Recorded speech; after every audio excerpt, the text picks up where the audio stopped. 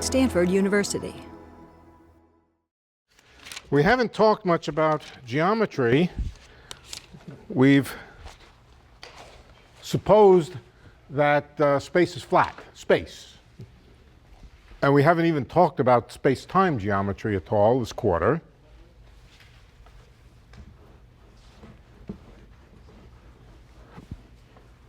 In fact, as a matter of observation, space is very flat. But it's not a principle.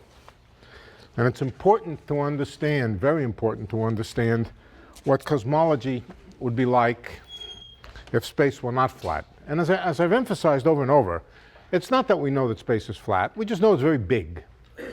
Whether it's flat, positively curved, or negatively curved, we really don't know. And so it's important to investigate the various possibilities. Now, we don't know a lot on scales of space much larger than 10 billion light years, 20 billion light years. But we will make some assumptions. The assumption will not be that space is flat, but at least for the time being, let's continue to assume that it's homogeneous and isotropic. Is that true? Maybe it's not, but we'll never know until we learn to find out its consequences. And the only way to find out its consequences is to assume it and see what it says. Then we should assume the opposite and see what it says. But because almost all cosmology is based on that assumption, it's a good thing to explore that space is not flat, but homogeneous. Now, what does that mean? Space not being flat means that it's curved. What kind of spaces are curved? Well,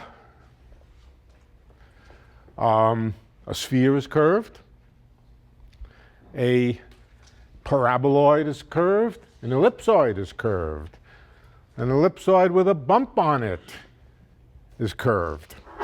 So all kinds of curved surfaces that you can think of. Now I'm thinking about two-dimensional surfaces. We'll come to three-dimensional spaces soon enough. All sorts of spaces you can imagine are curved, but only a very, very small number of possibilities are consistent with homogeneity. Homogeneity means the space is everywhere the same. Somebody located at a particular place in the space looks around him, sees everything around him, and sees exactly the same thing that somebody else sees at any other position. That's called homogeneous. A ellipsoid, or let's start with a paraboloid. A paraboloid is most certainly not homogeneous. It's more curved near the tip of the paraboloid. It's less curved far away. An ellipsoid, a long pointy ellipsoid, is different near the poles of the ellipsoid than it is near the waist of the equator of the ellipsoid. And if you were walking around on it, you would notice the difference. You would notice the difference seriously. You would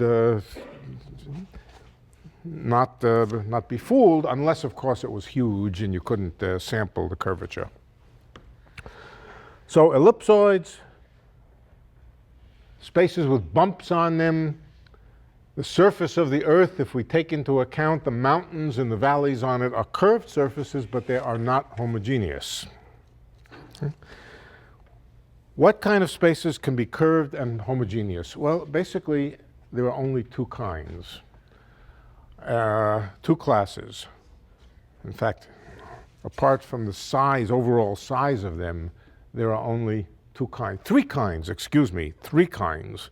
The first kind is flat space. Let's begin by thinking about a metric for space. Not space-time now, just space. The metric of space. Flat space is just good old flat space, right? Flat space is just good old flat space. And if we were talking about two-dimensional flat space, it would mean a plane. And a plane, the distance element, the distance between two neighboring points, we know what it is. It's just dx squared plus dy squared. If we want to add a third dimension, All we have to do is add a third dimension, straightforwardly, dz squared. That's the way we describe spaces, by giving their metric tensor, or giving their metric, the distance between any two neighboring points. If we know that, we know everything about the space. This is ordinary flat space. Okay. You could. We don't, but you could. Okay. All right. Let's think about the two-dimensional example. And instead of working in Cartesian coordinates, let's work in polar coordinates. Polar coordinates have some nice feature when you think about cosmology. They have a center. And if you think of the center as U, they have a natural place to put U.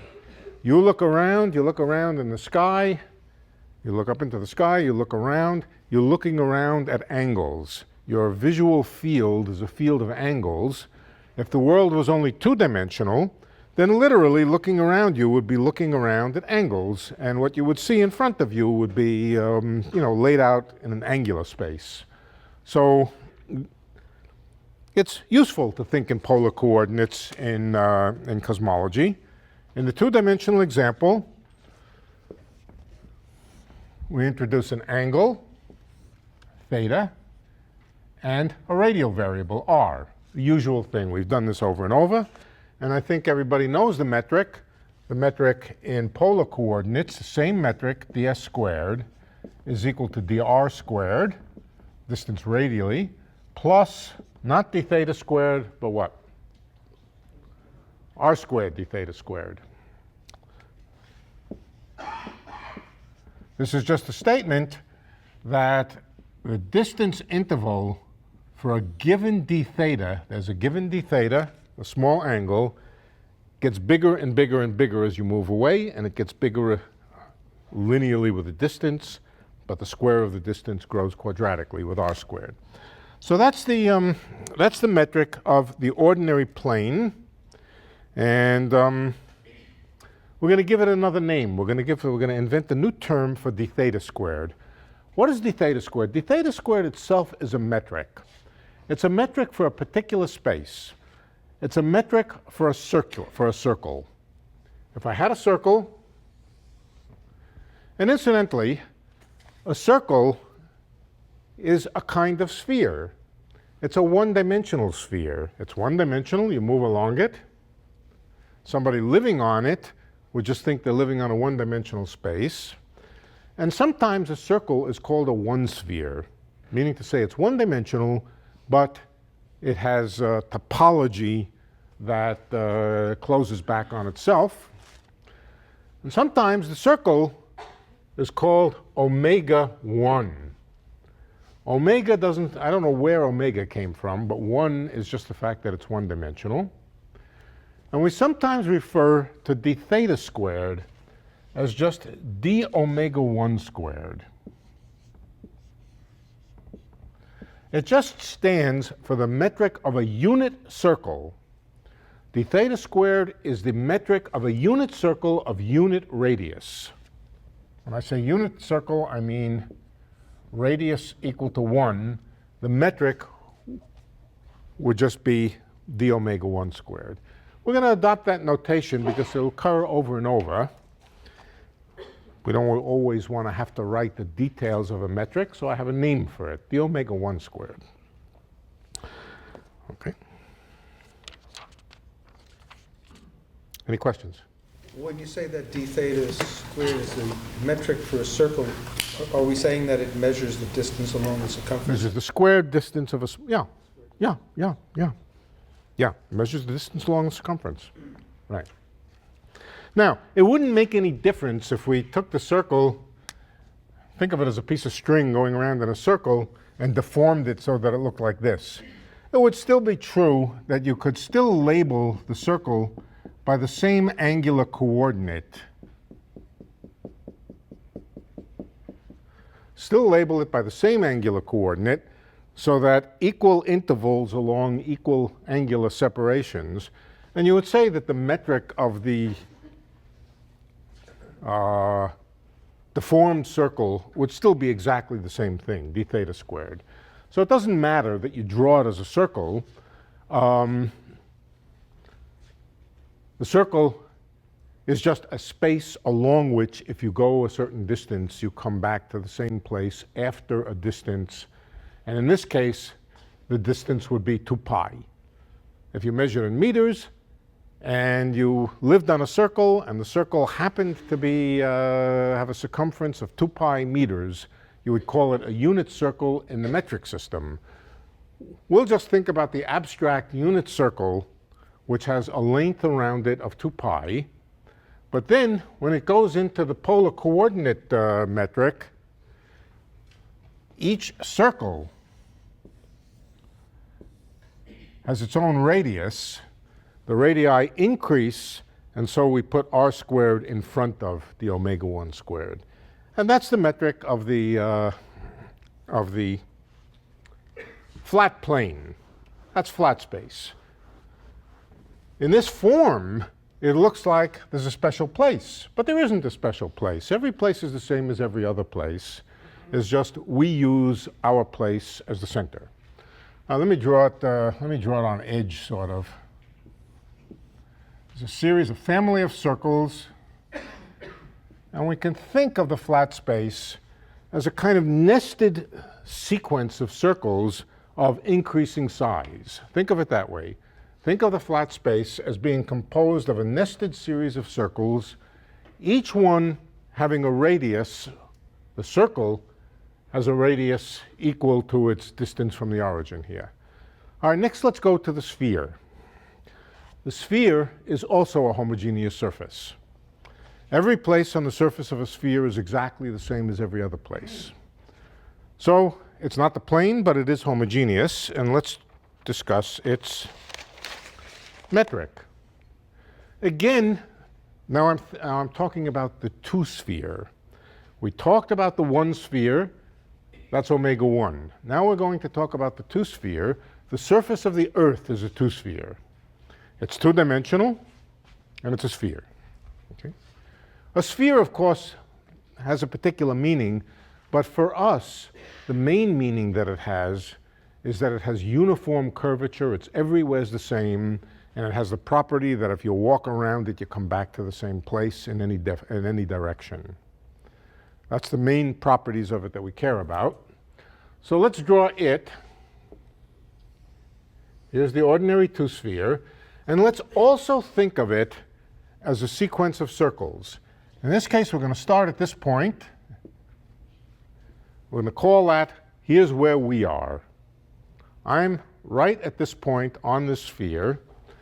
And now I look out at different distances, and what do I see? I see a series of spheres. Nested spheres. I look out. Near me, I see the first sphere. So when I say look out, I mean I'm an astronomer. I'm looking out away from my own position. I happen to be a 2-dimensional astronomer instead of 3 dimensions. And at 1 light year, I see everything arranged on a sphere. At 2 light years, I see everything arranged on another sphere, another sphere, another sphere. But there's something different about this series of nested spheres. And it's that as I move out, instead of growing, the spheres stop growing. They grow more slowly as I move out away from the center here. And eventually I come to a point where the spheres don't grow anymore and then contract. Now this is not with time, this is with distance. The 1 spheres, the circles out of which the 2 spheres are formed, instead of growing linearly with radius, they grow for a while and then they shrink. And in fact, we know how big each one of these spheres is. If the spheres are characterized by an angle, let's call that angle r. R is the distance from this point as measured, let's say, in angle. So r is 0 over here. R is pi over here. That's just a way to label the sphere. That's just a set of coordinates to describe the sphere. Right where we are, that's r equals 0. The furthest we can see until the sphere closes up on itself at the back end, we'll call that r equals pi. Okay? What is the metric of the sphere in terms of r? It looks a lot like this, but slightly different. This is flat. Now, sphere, ds squared equals dr squared. What's the radius of each one of these circles? Do you know? Sine r. Sine r. At this end, where r is equal to 0, sine r is equal to 0. What's sine of pi? Also 0. All right? Sine of pi over 2, here's pi over 2 over here. Pi over 2, pi over 2. On the equator, the radius of each one of these spheres, instead of growing with distance like this, stops growing, comes back, and the answer is sine squared of r, sine squared means the square of the sine, times the metric of a circle, of a unit circle. Instead of r squared, we have sine squared r. We can write d theta squared here if we like. D theta would be the angle around here. Right? But we can also call it the omega 1 squared. Same thing. So let's put the omega 1 squared.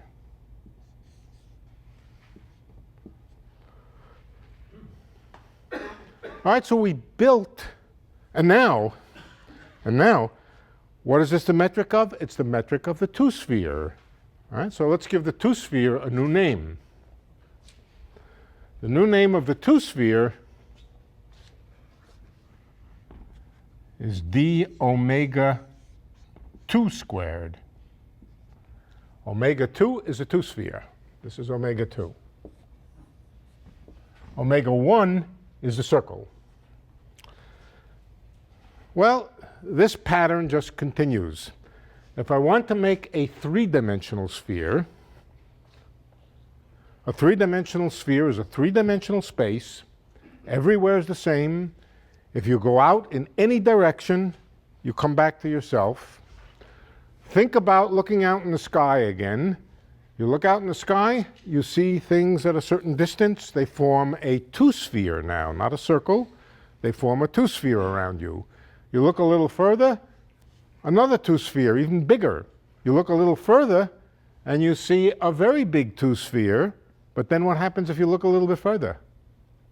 The two-sphere starts to get smaller, and smaller, and smaller, and smaller, until you see around to the other side of it, where it shrinks again to a point. Three spheres are just as good a space as two spheres. They're harder to visualize. Your visual cortex doesn't have the machinery to be able to visualize directly three spheres, but they're just as good. And what they are is, instead of a series of nested one spheres, which grow and come back and collapse as you go further and further away, they're a series of nested two spheres. One sphere, another one inside it, and the bigger one, bigger one, bigger one, and then they collapse. So you could think of it then as you move further and further away in R, at first you see a small sphere around you, a small two-sphere around you. Then you see a bigger two-sphere around you. I'll draw it as a two-sphere so that you can see it.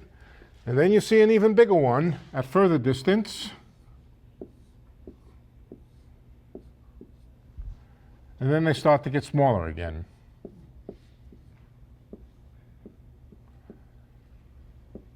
And where do they shrink to 0? At r equals 0. And again at r equals pi. Is the observer in the center of the sphere? No, no. The observer is on the sphere. Oh, no. The observer is at this end.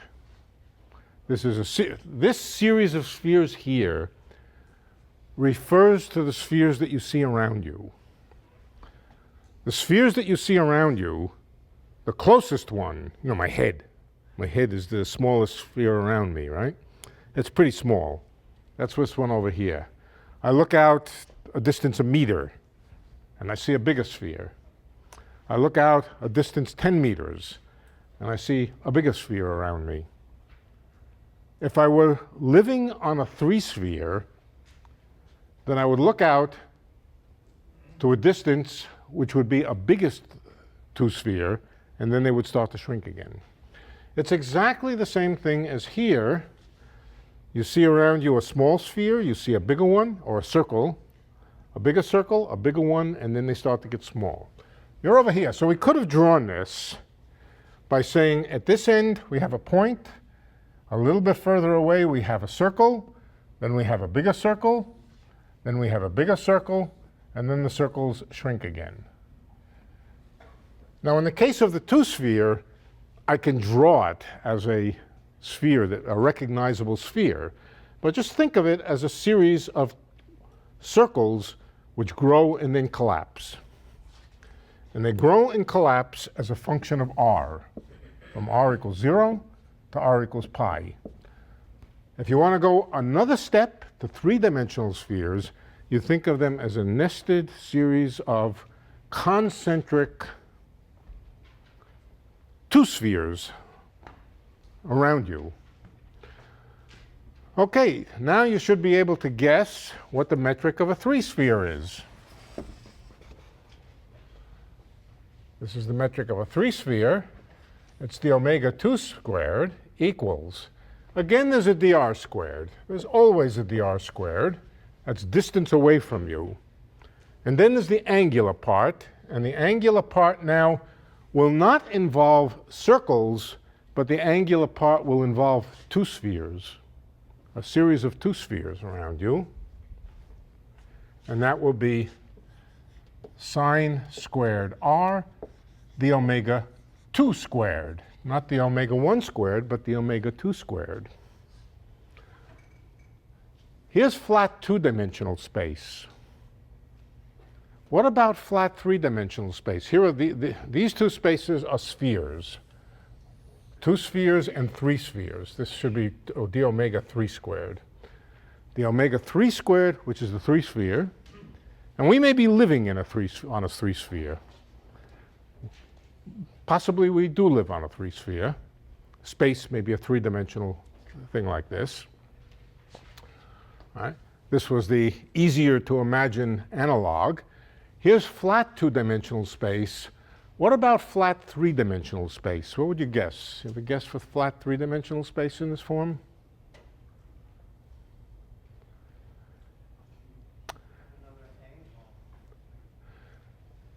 Yes, you have another angle, and that other angle forms an omega 2 around you. It's just this.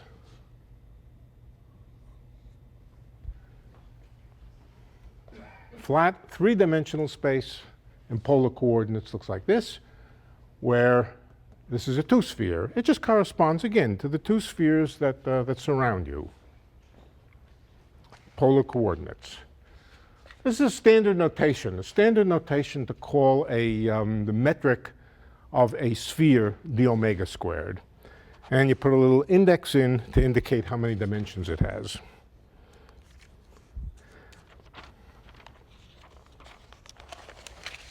There's another way to view spheres. I might as well tell you what it is. It's in some ways a little more intuitive. Well, I'm not sure. Well, I'm not sure it's intuitive, but it requires some extra baggage. A circle, now a circle, if you were a little ant living on the circle, and you couldn't look off the circle, you couldn't look into the circle, all you could do is receive light from along the circle. You could communicate with your neighbors, but you would have no way of telling whether it was truly a circle or whether it was a thing like this, or even if there was no other dimension. Perhaps all there is the space along the line with no sense of moving perpendicular to the line. That's what a creature living on this line who couldn't see off the line, somebody who lived on an optical fiber maybe, who could receive no light except from along the fiber, would have no way of telling whether that fiber in 3 dimensions was truly circular, or if it had some other shape, and maybe wouldn't care, and even more, might actually just be living on the one-dimensional space with no sense of a perpendicular direction. But still, nevertheless, we can, if we like, describe a circle by embedding it in 2 dimensions. It's only one-dimensional, but we can embed it in 2 dimensions. And how do we do that? We write that the circle is x squared plus y squared equals 1. That's the circle, right? Common distance every point, same distance from the origin, namely, in this case, a distance 1. That's the unit circle. The unit 2-sphere, we introduce a 3rd direction. Notice that to describe a 2-sphere in this way, we have no choice but to introduce a fake 3rd dimension. Now, the 3rd dimension in the case of the surface of the Earth is real. You can move in the perpendicular direction. But again, if you thought about a world, Flatland, if you thought of Flatland where creatures can only receive light from within the surface itself, then the extra dimension would just be a trick for describing the circle, describing the sphere. We would describe it as x squared plus y squared plus z squared equals 1. That's a surface in 3 dimensions, but that surface in its own right is a space, and it does have it has exactly this metric. If we measure distance away from one of the poles, in the same way, the metric of the 2-sphere, this is the 2-sphere, is exactly what I wrote there. Well, you can go another step. You can say, let me construct a 3-sphere. To construct a 3-sphere in this way, you have to embed it in a 4-dimensional space. Again, now the 4-dimensional space may really be a fake. Maybe only the 3-dimensional surface makes any sense. But you would add one more letter. And this surface, this 3-dimensional surface in a 4-dimensional space is the 3-sphere. Again, if you coordinatize it by distance from some point, this is the metric of the 3-sphere. Okay. Embedding it in a higher dimensional space may or may not make real sense. In other words, really have physical significance. As I said, the surface of the Earth is embedded in 3-dimensional space. If we live on a 3-sphere, chances are it is not embedded in the same way in a 4-dimensional space. But we don't have to answer that question. Okay. What's the difference in terms of what you perceive if you live on a sphere versus if you live on an infinite flat plane? How could you tell? Well, let me suppose you had telescopes, and those telescopes allow you to determine the distance to distant objects.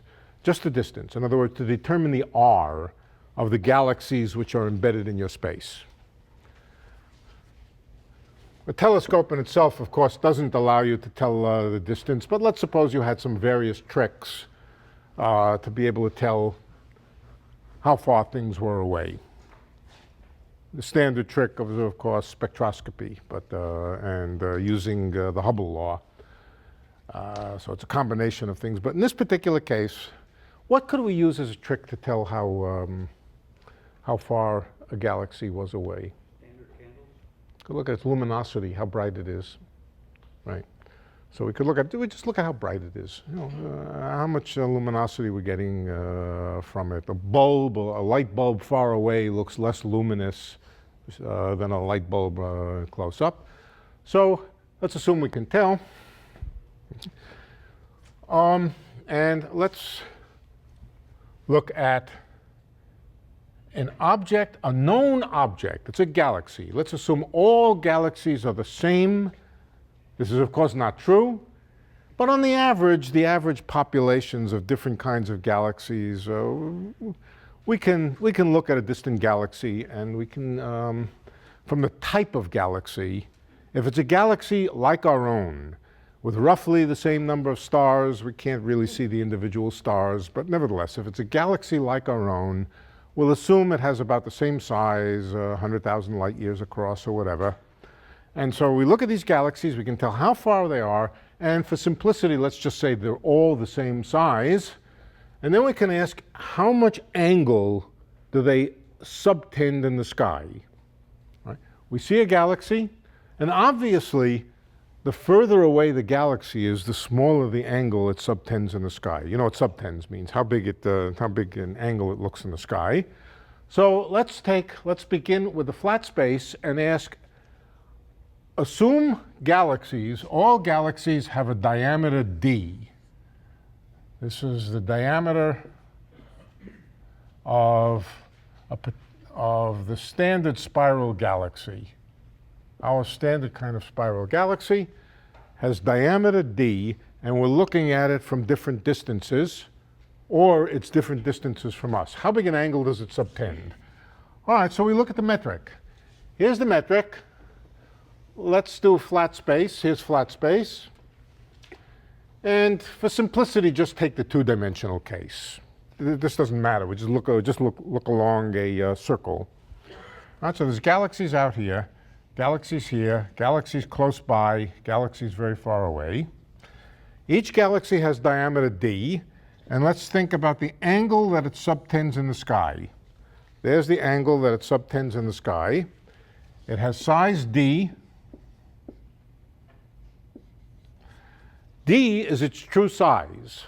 So that means that ds squared from here to here is just d squared. On the other hand, it's equal to dr squared. Well, I don't care about r. I'm just looking between here and here.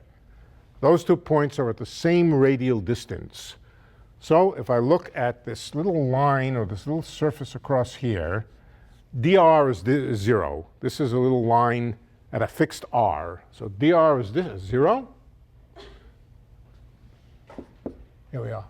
Is equal to r squared d theta squared. Just this part, where is it? R squared d theta squared. That's for the ordinary flat space, two-dimensional space, 2 dimensions. D squared, the actual size of the galaxy, is d squared. And it's equal to r squared d theta squared. Nothing new there. So what's d theta? D theta is the size of the galaxy divided by r. I've just solved this by writing d theta squared is d squared over r squared and taking the square root. Okay? So the angular size, this is obvious, incidentally. I'm not saying anything you don't know. The angular size in the sky is proportional to the actual size of the galaxy divided by its distance from you. So we could check this. And we can measure the distance to the galaxies. We can see how big they look in the sky. If we lived in flat space, we would discover that the angular size of them decreased like 1 divided by the distance. Now let's do exactly the same thing on the 2-sphere. Incidentally, this fact is true in 3 dimensions. It's true in any number of dimensions.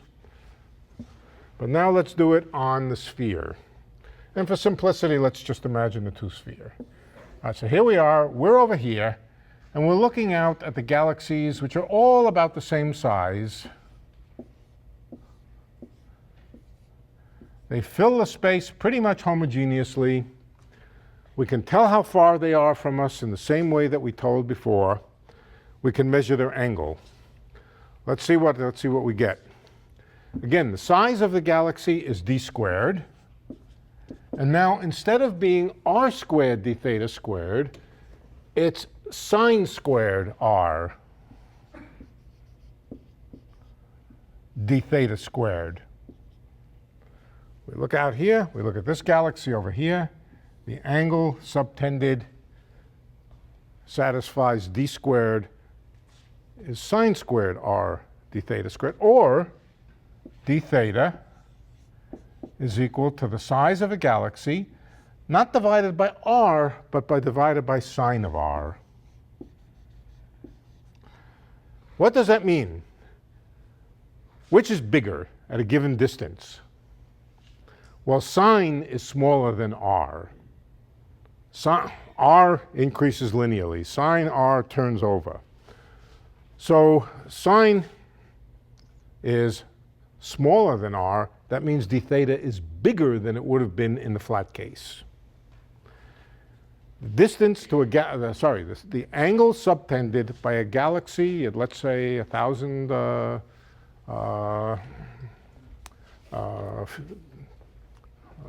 couple of million light years away from us. Let's make it more than that, a few billion light years away from us. If we lived on a sphere, that galaxy would look bigger.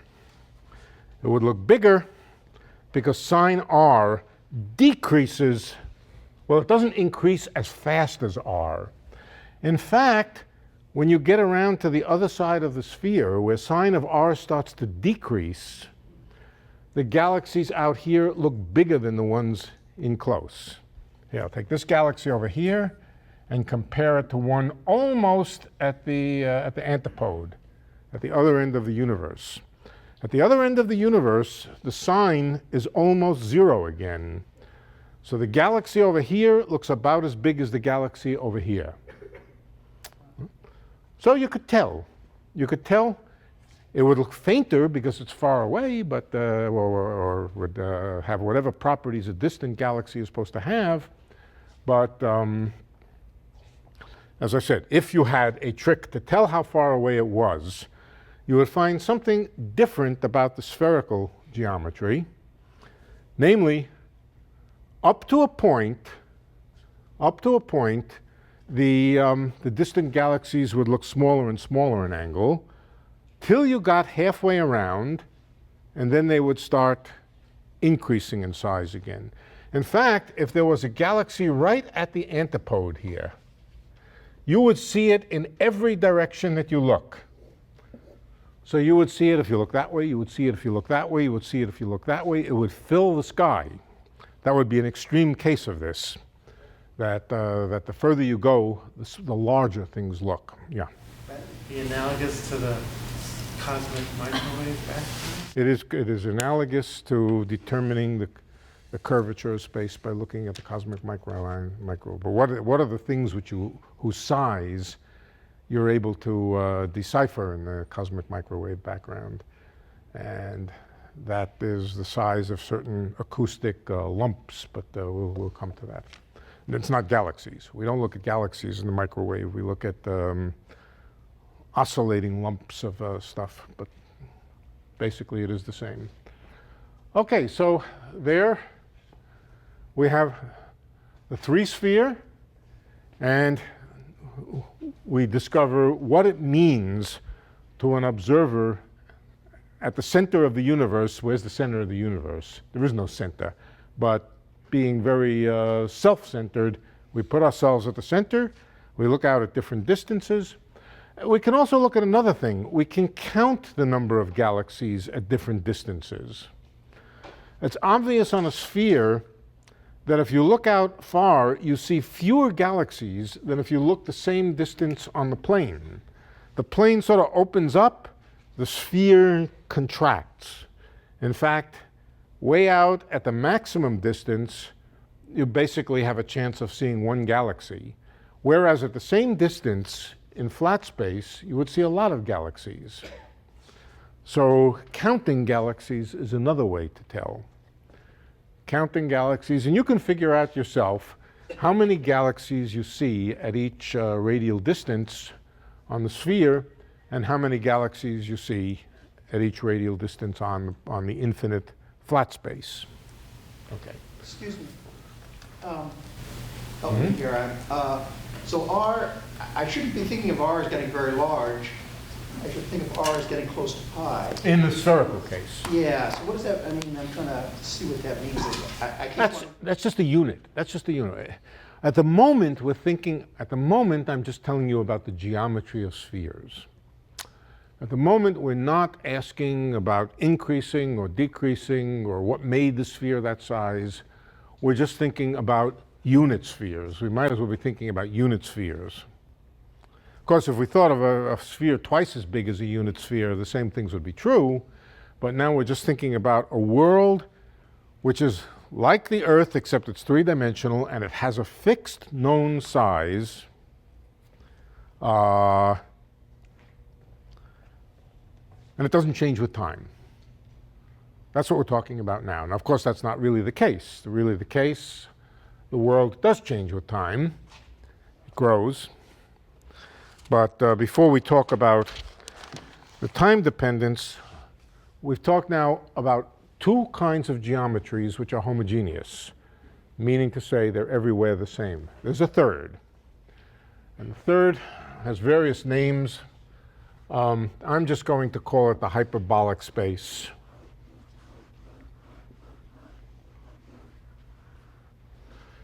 It's not as easy to imagine as the sphere.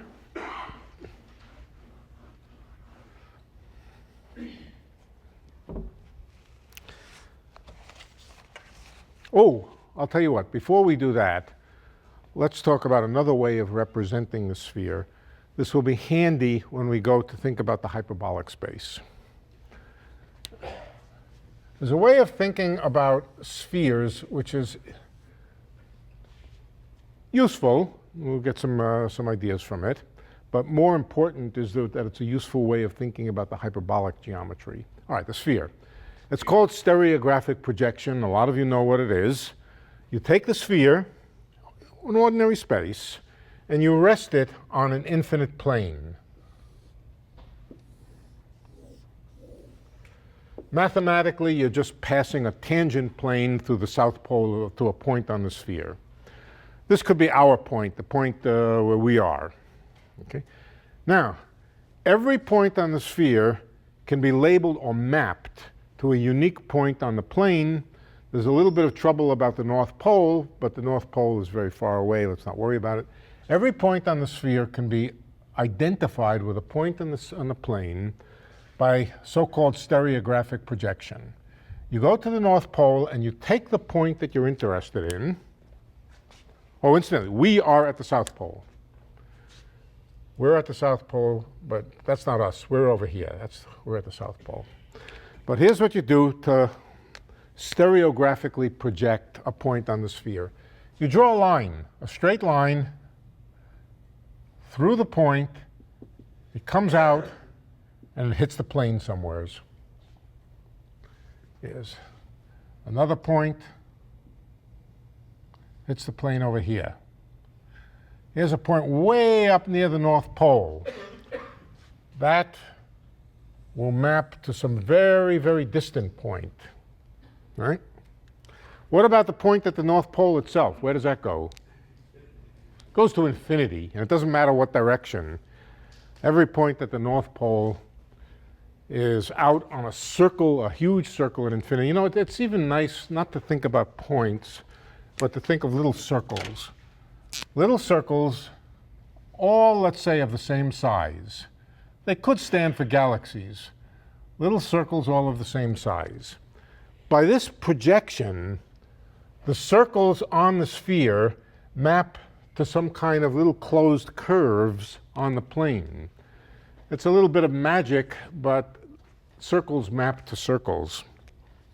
That's something you can prove if you have the patience for it. That if you take a little circle on the sphere and map it by mapping every point on the circle, you will find circles on the plane. That's obvious for the one at the South Pole. But what about the size of these circles? How does the size of the circles depend on how far up near the North Pole you are? Well, the answer is that circles of a given size near the South Pole look small, and not only small, they look about the actual size of the circle that they're mapping. As you move further and further, as the points move further and further, the circles up here look bigger and bigger.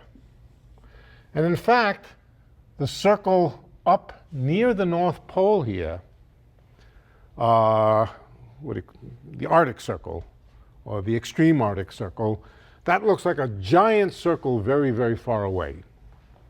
Okay? So that's a way to think about the sphere by mapping it onto the plane. And when it's mapped onto the plane, it has the bizarre properties that the further toward the North Pole you are, the bigger things look on the plane. But does that mean that the sphere is not homogeneous? No. This is just a way of drawing it. This is just a way of representing it. Every one of these circles is of the same intrinsic size on the sphere. Okay. So in mapping it to a plane like this so that you can draw it on a plane, you're distorting things. You can do the same thing with a three-sphere. You can also map it to an infinite flat three-dimensional space. Similar things happen. Spheres which are near you, map to small spheres. Spheres far away, map to bigger ones. So this is called stereographic projection. Okay. Now I'm going to tell you about the hyperbolic space. The hyperbolic space is made in exactly the same way. I'll take the case of the three-dimensional hyperbolic space, so we can do both, 3 and 2 dimensions. Yeah, let's start with 2 dimensions. Instead of calling it omega, we call it h. We call it dh squared. H stands for hyperbolic. dh squared, and now I'm talking about the 2-dimensional hyperbolic space. Exactly the same, dr squared plus something squared times d omega 1 squared.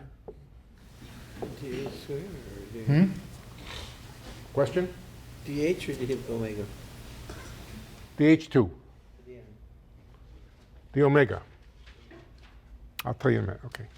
And here we put hyperbolic sine of r squared. Let me remind you what the hyperbolic sine is. Well, first let me remind you about ordinary sine. Sine of r is equal to e to the ir minus e to the minus ir divided by 2i. Everybody know that formula? That's the formula for sine in terms of complex exponentials. Hyperbolic sine is even easier. It's just e to the r minus e to the minus r over 2.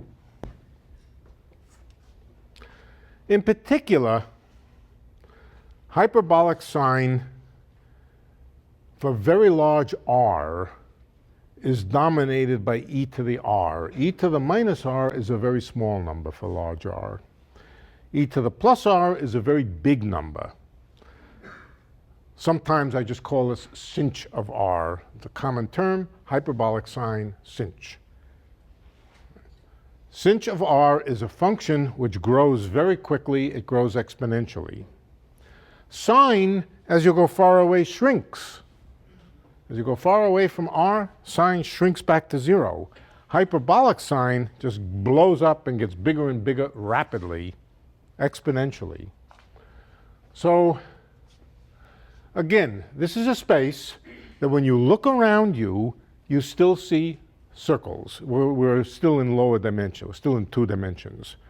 You see around you a family of circles, but the size of the circles grows very rapidly. Blows up very, very rapidly. To go to the omega 3, to go to dh3 squared, which is the candidate geometry that we live in, a candidate, same thing. The r squared plus sinh squared r d omega 2 squared. Now we have the situation we're surrounded by two spheres, but the size of those 2 spheres gets really big really fast as we move away. What would you guess happens to the angle subtended by a galaxy as you go further and further away? Well, we can work it out. We can work it out in the hyperbolic geometry. Remember, the size, here we are. We're at the center. We're looking at a certain distance. We're looking at an object which has size d, intrinsic size d. It occupies an angle on the sky, d theta. Let's see what it is. We can replace the omega 1 squared as just d theta, or d theta squared. We have the size, the actual intrinsic size is d squared, and that should equal hyperbolic sine, or sinh of r squared, d, let's call it theta squared. D theta squared is the same as the omega 1 squared. Or just d theta, the size in the sky, is equal to d divided by sinh of r. Okay, now let's plug in what sinh of r is. For large r, when you look far away, we don't have to worry about this. For large r, it's just e to the r divided by 2. So if you plug that in, you find that d theta is approximately equal to d times 2 over e to the r. Now, e to the r grows very quickly as you go away. So what happens to this angle associated with a galaxy of size d as you go further and further away? It shrinks really fast. Furthermore, the number of galaxies grows especially fast. The number of galaxies grows very fast, and the size of them shrinks to match. So if you lived in the hyperbolic world and you looked out, you would notice that distant galaxies look too small. You don't have this phenomenon where after a point there's nothing left. It doesn't shrink back to 0. It keeps growing. But you would discover many, many more galaxies at a given distance as long as it's when it gets far away. You would find a huge increase in the number of them, and you would find each one of them anomalously small compared to flat space. So the geometries really have meaning. Okay, this is hyperbolic space. That's what this is. But I'll tell you how you get this picture. Okay. Yeah, somebody said, excuse me. You're excused. Go ahead. What do you want to ask? Yeah. Oh, maybe it was him. Yeah. He's excused. I had a question. Yeah. So, although these equations all look kind of nice and, I don't know if symmetric is the right word, but similar. They all look similar. Yeah. In the Yeah. case of in the case of the sphere, Positive curvature. the interesting values What's that? of r are between 0 and pi. Yeah. In the case of hyperbolic space, the interesting values of 0 out to infinity. Right. You got it. Okay. Okay. On the other hand, when we stereographically projected the sphere, it was onto the infinite plane. Now, of course, that was at the cost of an enormous distortion where things far away just look much too big. Okay? The opposite takes place on the hyperbolic plane. I'll show you a way to stereographically draw the hyperbolic plane. If a two-sphere, let's take the two-sphere case. I can't draw three-dimensional figures, especially when they're curved. So I'll stick with a two-dimensional case. Yeah. A two-dimensional sphere is x squared plus y squared plus z squared equals 1. Okay. I'm now going to draw a two-dimensional hyperbolic space.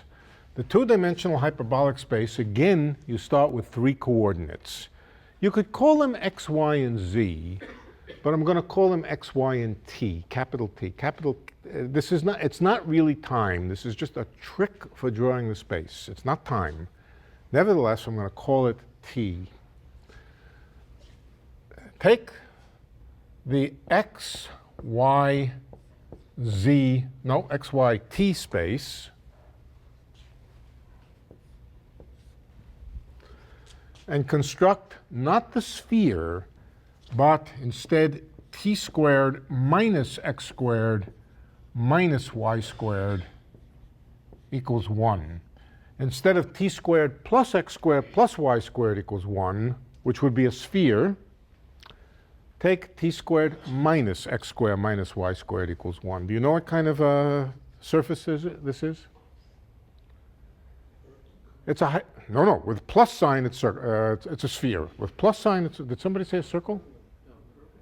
It's a hyperboloid. If you only had one of these, it would be a hyperbola. With two of them, it becomes a hyperboloid. And here's what the hyperboloid looks like. Plot t upward, x and y horizontally. Oops, not so good over here. And now draw a cone. We're not really doing relativity, but it looks an awful lot like relativity. But this is just a trick for drawing a surface. Draw a cone. Whoops, that's not a very good cone.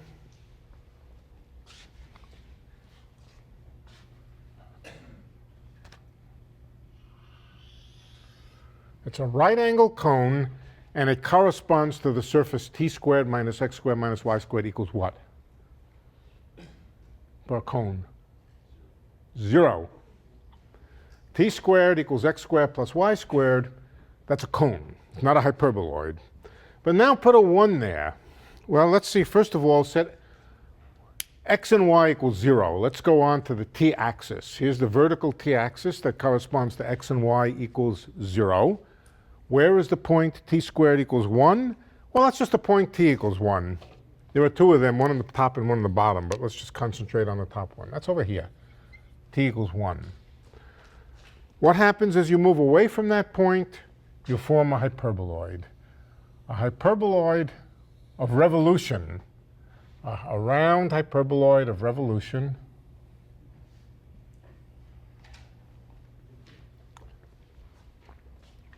Like so.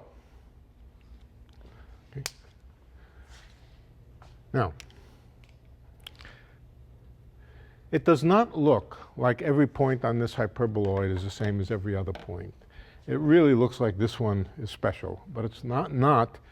If you use the metric, not dt squared plus dx squared plus dy squared, but you measure distances on here as dt squared minus dx squared minus dy squared. Sorry, dx squared plus dy squared minus dt squared. You measure distances on here using the relativistic metric, pretending that this was time. It's not time. It's just an embedding space to draw a hyperboloid. If you do things that way, then this hyperboloid is absolutely uniform. How do I know it? Because to go from one point to another point on the hyperboloid is equivalent to a Lorentz transformation, which moves the time axis in various ways.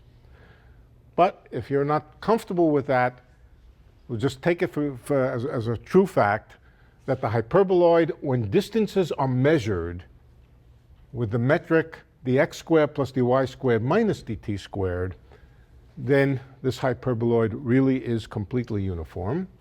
And now supposing I want to stereographically project it. Here's a way to stereographically project it that's useful. Again, you draw a tangent plane. A tangent plane now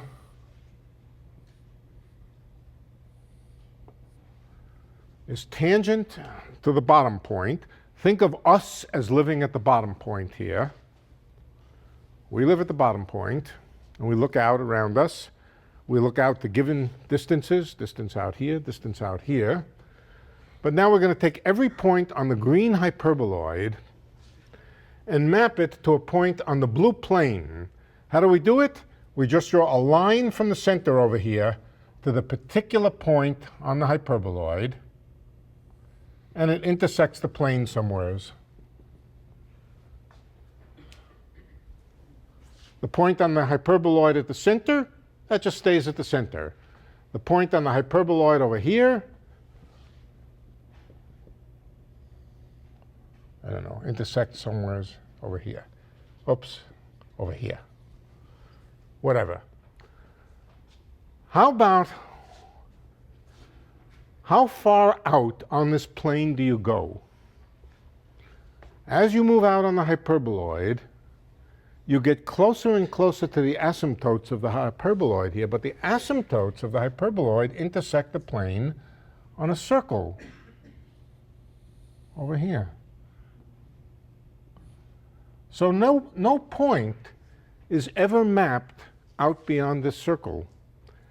Even the asymptotically far away points, very, very far away, simply map to points near the boundary, near the circle here. So in doing this mapping, again, every point winds up in a particular place. That's good. But there's a lot of distortion. A lot of distortion, and in particular, things very, very far out there are squashed to very, very close to the edge of the circle. Things near the center, those are described pretty faithfully. Things out near the boundary are much too small. Quite the opposite, exactly the opposite of what happened when you took the sphere and spread it out on the plane. The sphere, you spread it out on the plane, everything far away was much too big. The hyperbolic geometry, things far away look much too small. But when you look at this picture, you're supposed to think in your mind that every angel and devil is exactly the same size as every other one.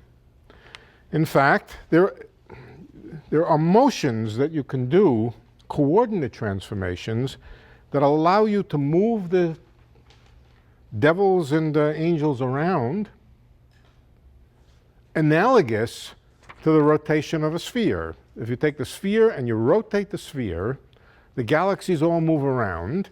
If you project them onto the plane, they'll appear to move all over the place. But really all you're doing is rotating the sphere. Same kinds of things here. They can all be thought of as the same size. Everyone sees exactly the same thing. If you look carefully, you'll see that every devil or angel essentially sees exactly the same features around him. And if you take into account that size scales have been deformed by this mapping,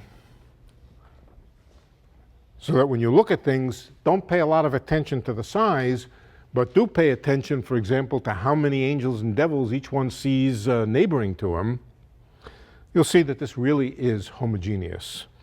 Every point is exactly the same as every other point.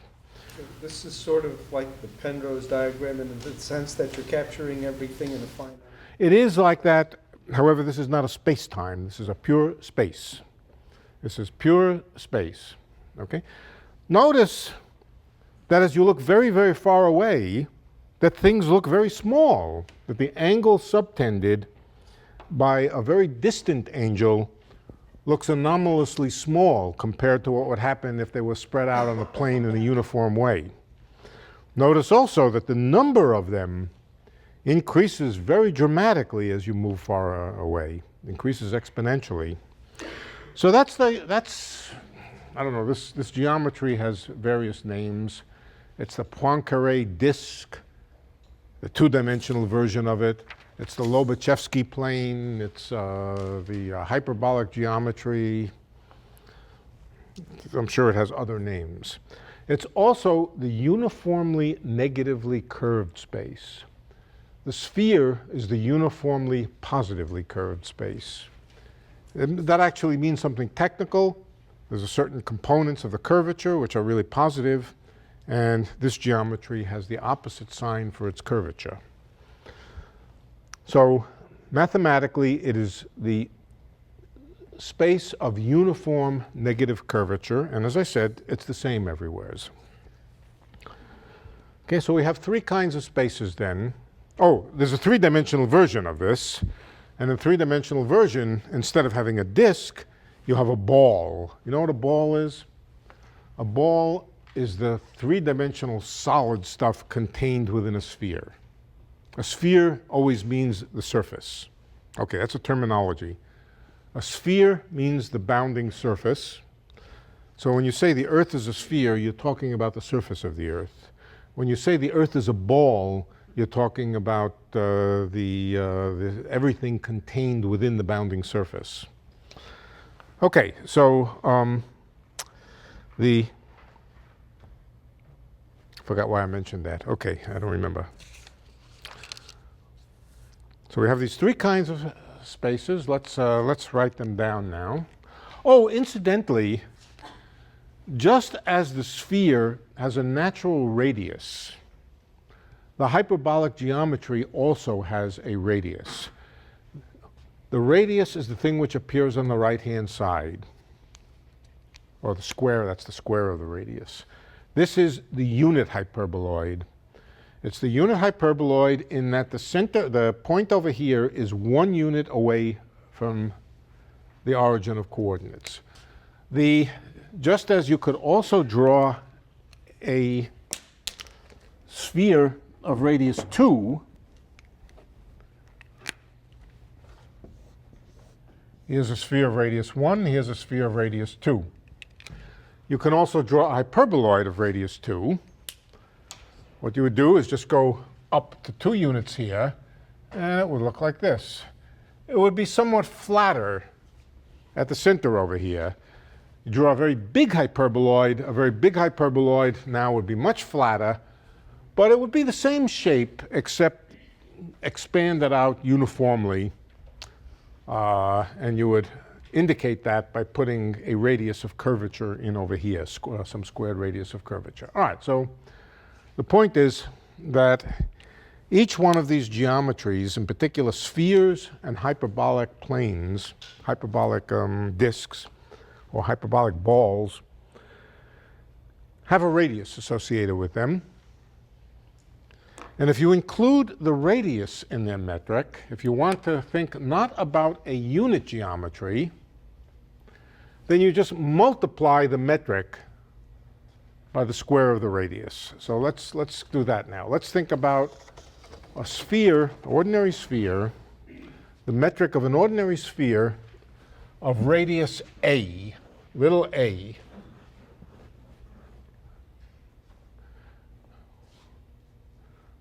A sphere of radius a, a unit sphere, has ds squared is equal to the r squared plus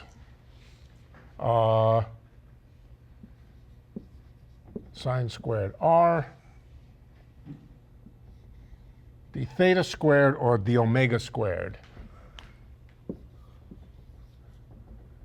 Incidentally, in case I didn't mention it, there are 4 spheres, 5 spheres, 6 spheres, 7 spheres. In each case, if you want the 100-dimensional sphere, you write exactly the same formula, except you put the 99-dimensional sphere here. Always one less dimension around you than there are dimensions altogether. Okay, now supposing I want the sphere whose radius is not 1, but whose radius is little a. What do?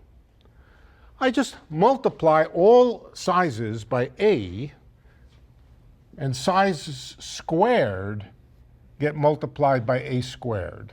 A squared, little a squared. If the radius of my sphere, fixed radius of the sphere, is a, then the metric is exactly the same, except we multiply it by a squared. Okay. Here's the unit sphere, and here's the sphere of radius a, and we just multiply it up. Why a squared? Why not a? Well, because this is the square of a distance. So, what about the hyperbolic geometry? Same thing. ds squared is equal to a squared times dr squared plus hyperbolic sine squared r, the omega squared. And that's the hyperbolic geometry of radius a. So we can not only accommodate unit spheres and unit hyperboloids, but arbitrary hyperboloids of arbitrary dimension. The bigger a, the flatter the hyperboloid is, but they're all similar to each other, similar in the technical sense that they're just expansions and contractions of the same thing.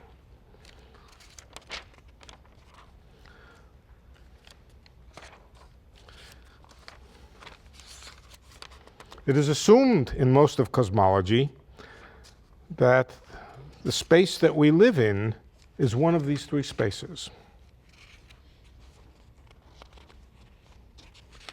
Let's take a 5-minute break. If you double the size of a sphere, what happens to its curvature? Remains the same. Remains the same. Not the way curvature is usually defined.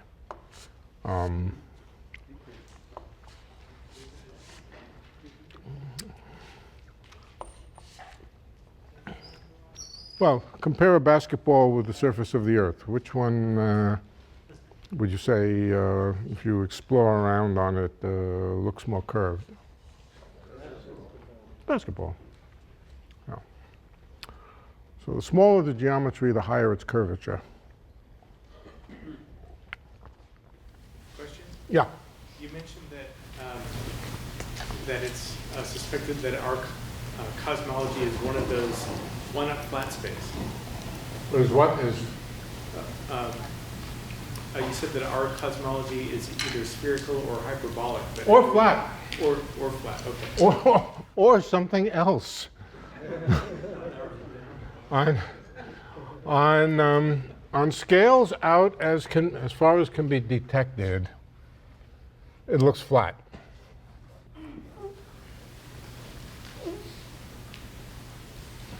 Is it harder because the scale is so large? Yeah. To tell if it's curved one way or the other. Right. And the test is just those D measurements that you're talking about? No. Okay. But if you only explore nearby, nearby means distances small by comparison with the radius of curvature, with the radius of the sphere, then you can't distinguish the three of them. They all look flat. Nearby. Yeah. Can you say that if it's not flat, based on what we've seen, the universe has to be at least a certain minimum size? Exactly. Right. The answer, we can see, literally microwave infrared to what? I don't know, 20 billion light years or something like that, some number like that. Because it looks so flat out to that distance, we know that it is at least, at absolute minimum, 10 times larger in radius. Okay. That means 1,000 times larger in volume.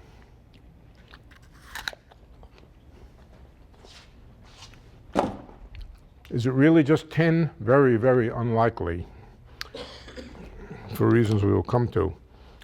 Almost certainly much more than that. Unless it's flat. Well, flat corresponds to the limit of infinite, being infinitely big. So there's no possibility of a finite but flat universe. There is. There is. It could be toroidal, and maybe we'll talk about that, but no reason to believe it. Yeah.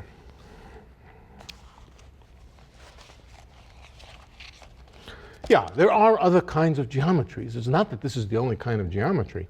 In fact, there are even other, I said something not quite true. I said these were the only homogeneous geometries, but I was just reminded just now that that's not quite true.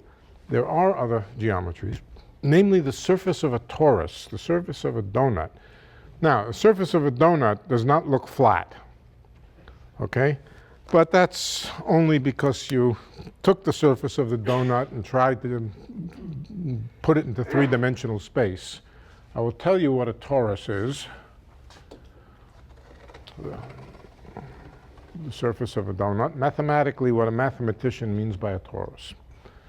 You start with a rectangle.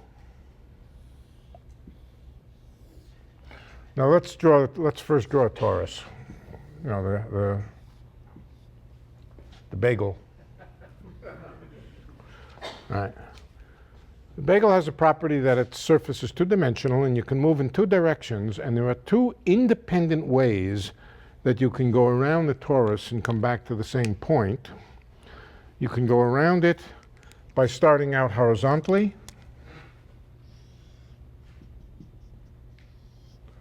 and you'll come back to the same place. Or you can go vertically and come back to the same place. There are also other ways where you sort of spiral around as you go. You spiral one way as you go the other. But these are the two primary independent cycles on the torus. Okay? Now, you can represent the torus, at least the topology of the torus. When a mathematician speaks of a torus, they're usually speaking topologically. Take a rectangle and start walking on the rectangle horizontally. Let's use the same color coding. And you just come to the edge. But when you get to the edge, make an identification so that every point along the edge is identified as being identical with a point on the opposite edge over here. So that when you go out over here, you come here. You can go around it. You come back to the same place. That's the analog, or not the analog, but it's mathematically the same as going on the horizontal cycle here. You can also go on the vertical cycle if you remember to identify points on the upper boundary with points on the lower boundary. So you come around here. This point where the two cycles cross, that's just this point over here. All right. This is a torus. A rectangle with opposite sides identified is topologically a torus. It does have the property, first of all, it's flat. Why is it flat? Well, I just drew it flat on the blackboard. It's obviously flat. It's just a thing which I have drawn on the blackboard, on the flat blackboard. But it's periodic. It's periodic in two dimensions. It's doubly periodic, a mathematician would say. So it's topologically a torus, it is flat, and every point is the same as every other point. It doesn't really look like that. It looks like this point being closer to the boundary is different than the point in the center, but there is no boundary. There really is no boundary. You walk out here and you come over here. Every point is exactly the same as every other point, so it is also homogeneous. So when I said that there was only three possible geometries, I was being a little bit loose. There are others. Tori, plural of torus, is a particular case. But in many ways, you would just consider this flat. You'd consider it flat with periodic boundary conditions. Okay, so just to clarify this. Now, could we live on a torus? Yes, we could live on a torus. As long as the torus was big enough. If we lived on a small torus, we would notice it. We would look out and see our fannies from the other direction. Okay, in two different ways we would see periodically. Okay, but as long as the torus was big enough, we couldn't tell. We couldn't tell the difference between it and flat space. So it's possible. It's not a popular idea. Oh, sorry, torus. Torus is a two-dimensional space, this torus. You can do the same exact thing in any number of dimensions. You make, instead of a rectangle, you make a rectangular parallelepiped, I believe it's called. And you do the same thing. When you come out this edge over here, you reappear here. In and out, you come out this end, you reappear at the other end, and so forth, up and down. So that's a three-dimensional torus. And you can have a torus of any number of dimensions. What's a one-dimensional torus? We started with a two-dimensional torus. I drew you a three-dimensional torus. What about a circle? Circle. Right. Or an omega 1. Okay. Does anything new happen if a space is not simply connected? like the torus.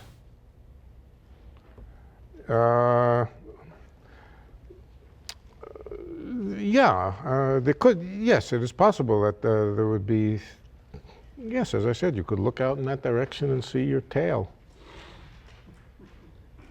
But you could do that on a sphere. Different, it would be different, it would be different. The distortions would be different. Here there would be essentially no, it would be different though. You would have two directions in which you would see yourself, and other directions you would see something much more complicated.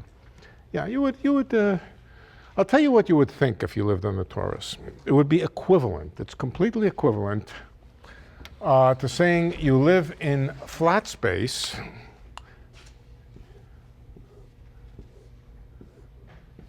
but with everything in the universe being repeated periodically.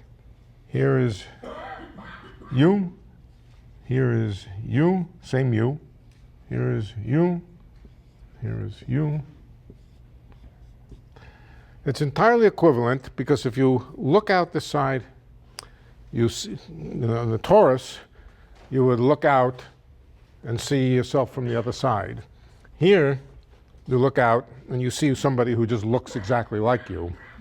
So it's completely equivalent to saying that space is periodic and that you would just see replicas of the same thing in each rectangular cell.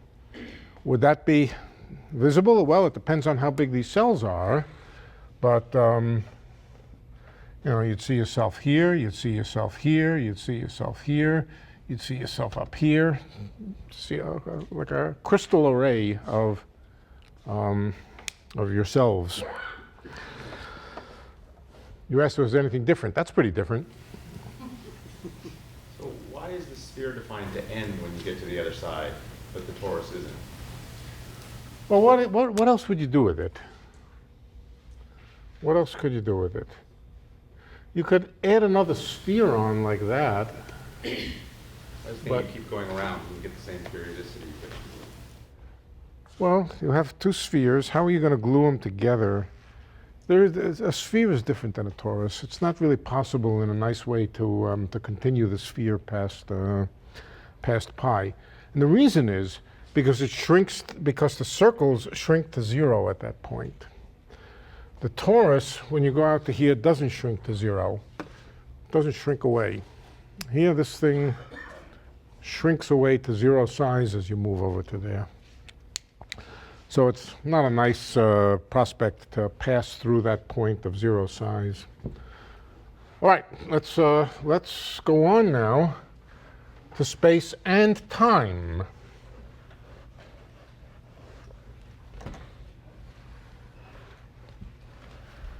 Let's just review for a minute the metric of space-time. The metric of space-time in special relativity has two pieces, a time piece and a space piece. I'll just remind you what it looks like. Setting the speed of light equal to 1, ordinary Minkowski space, that's just flat space-time, special relativity, ds squared is equal to minus dt squared plus whatever, dx squared plus dy squared plus dz squared. Notice that the x squared plus dy squared plus dz squared is just the metric of flat space. So you've taken time and space and put them together, and as always in special relativity, the time component of the metric is negative, the space components of the metric are positive.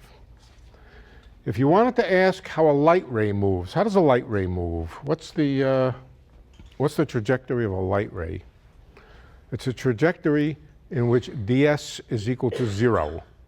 It's called a null ray. And what does that mean?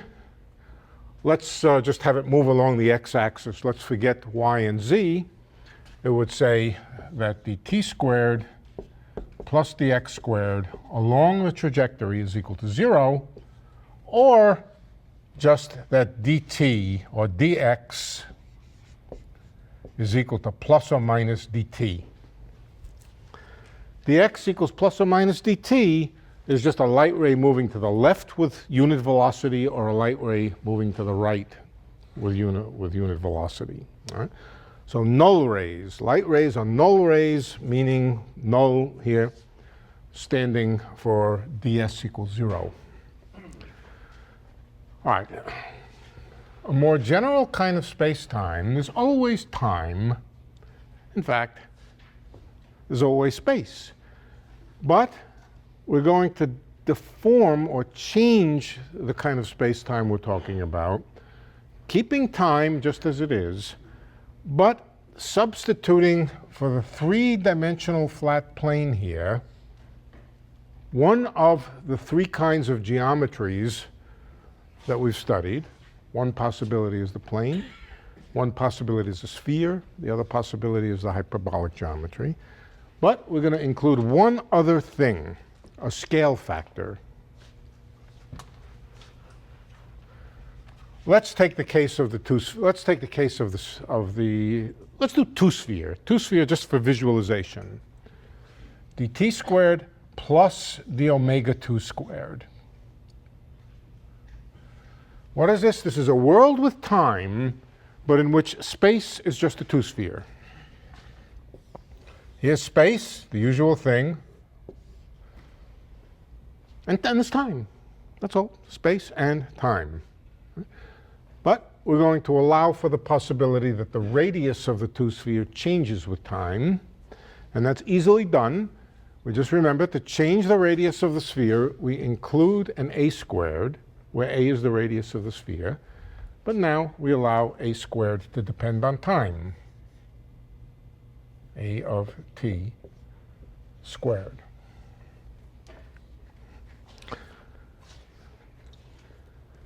That's the cosmology of a world in which space is two-dimensional and in which the size of the universe, the radius of the universe, is time-dependent. Again, we can write down, if we like, how light rays move. Light rays, again, move along null directions. We'll work out some examples. Let's not do that right now. This is the space-time geometry of a world, two-dimensional world plus time. One speaks of 2 plus 1 dimensional world. 2 plus 1 means 2 dimensions of space, 1 dimension of time, with a time-dependent radius where space is a two-sphere. We can do the same thing for a three-dimension. And what does it look like? I mean, what it looks like is it's a basketball whose size changes with time. Okay, that's all. All right, you want a three-dimensional world? There it is. Same world. What about, take a pair of points. Take any pair of points on the sphere, separated by a given angular distance. Let's call that angular distance theta. What's the actual distance between the 2 points whose angular distance is theta? A theta. A is the radius of the sphere. A theta. Right, you got the right idea, you just got the wrong letter. All right, the distance between those 2 points is A, that's the radius of the sphere, times the angular distance. What's the velocity of the relative velocity of the 2 points? V equals A dot times theta.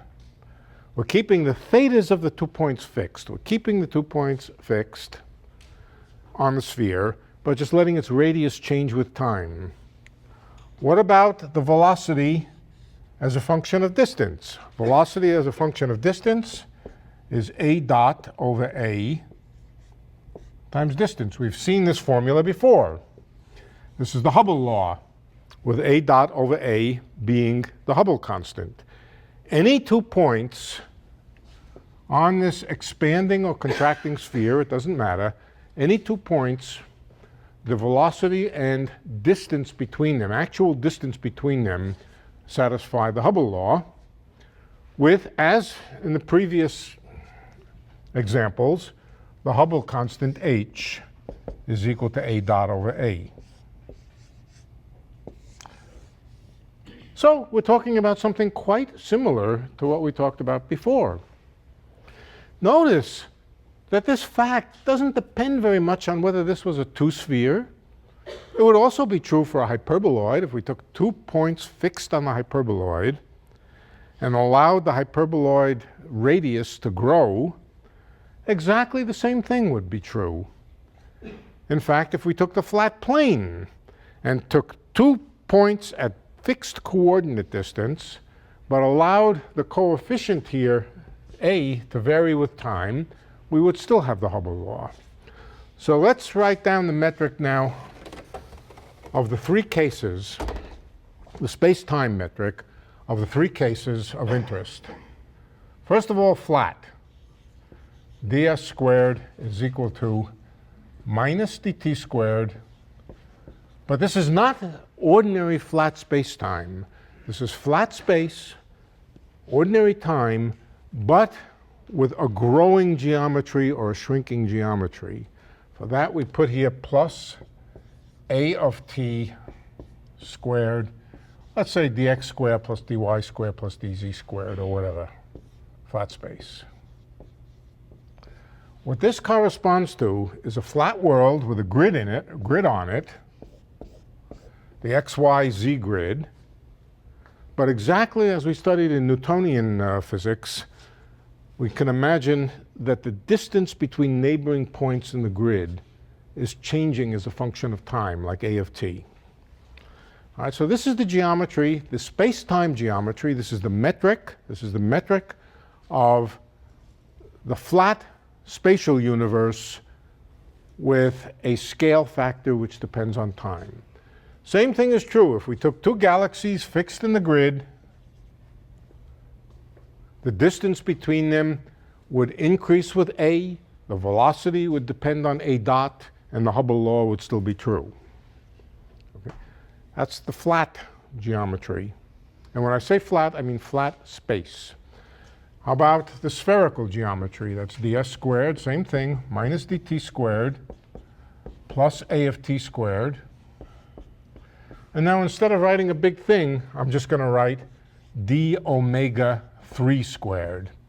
This d omega 3 squared stands for the metric of a 3-sphere, a unit 3-sphere, but the actual radius of the universe changes, a of t squared, excuse me.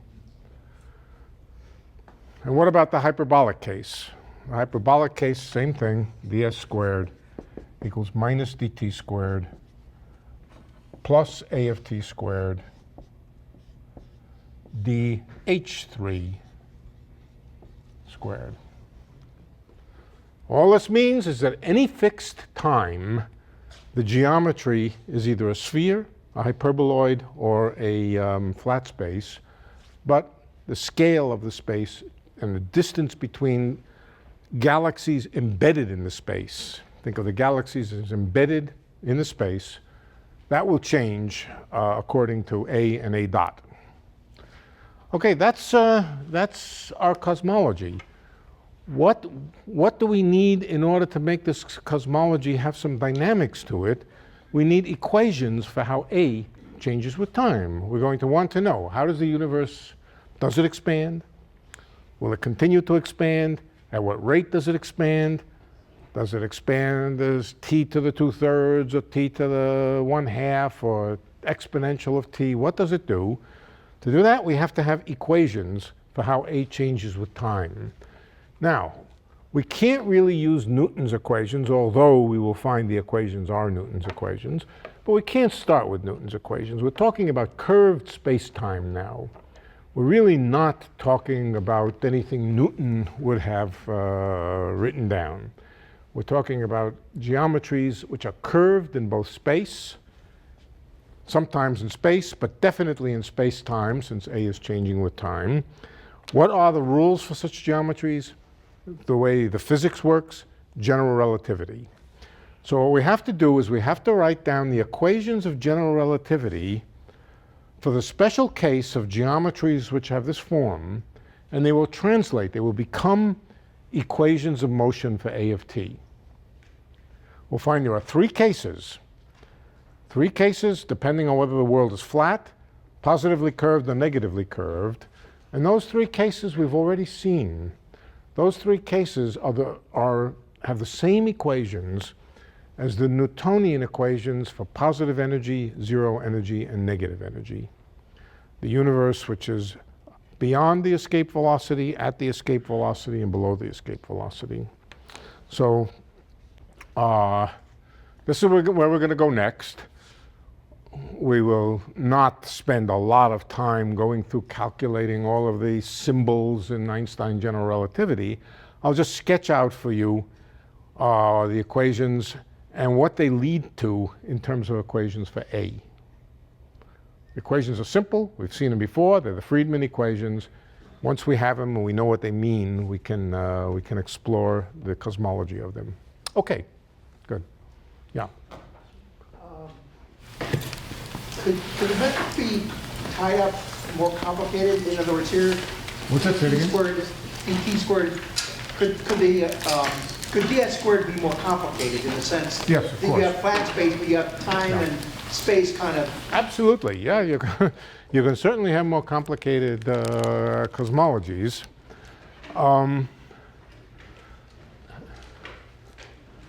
And you might ask, why don't you include them? A lot of them will simply evolve into these. This is a natural sort of place that you would evolve to. But there's no question you can have more complicated cosmologies. These are the easy ones. These are the easy ones and the ones that are, let's call them popular. Yeah.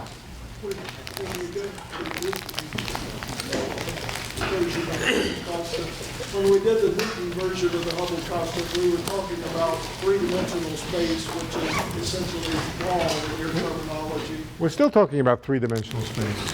So the spheres are the boundaries, essentially? No, we're talking about a three-sphere. A three-sphere is a three-dimensional space. It's not the boundary of anything. It is space. You've got to learn to stop visualizing the sphere as a thing which is embedded in higher dimensions. You've got to think only of the spherical surface, or in three dimensions, one more dimension. This is hard to do. Your mind does not want to visualize the three-sphere.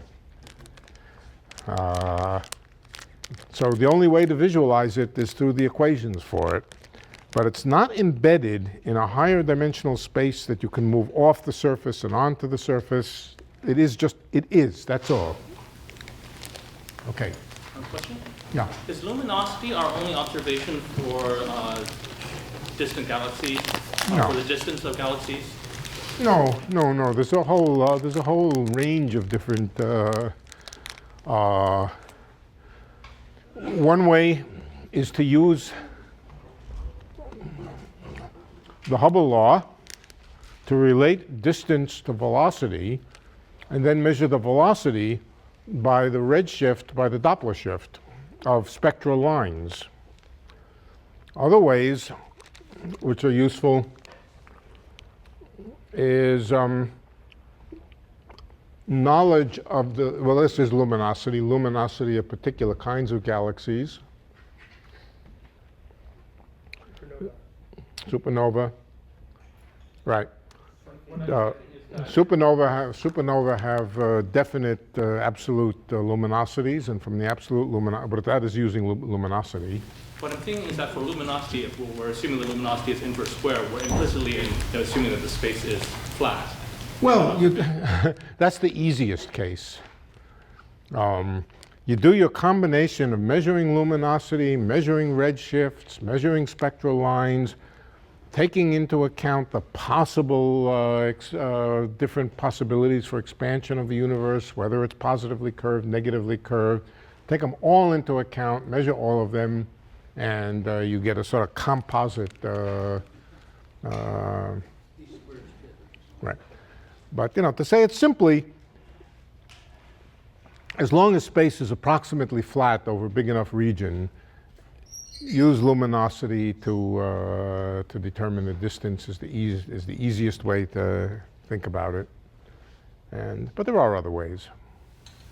I would think that the luminosity, if the space were curved, the actual luminosity observed would not be inverse square, and that would cancel out the other effects of the curvature. So even if we're in a hyperbolic space, it may look flat if we're just basing observations on that and the size. No.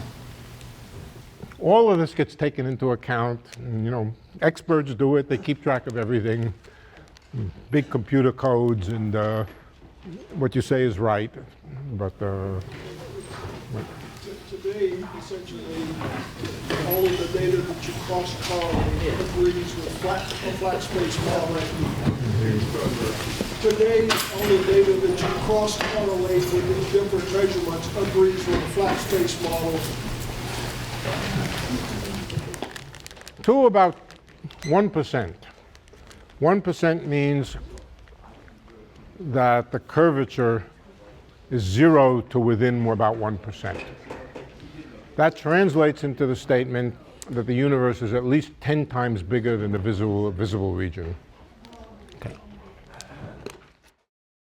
For more, please visit us at stanford.edu.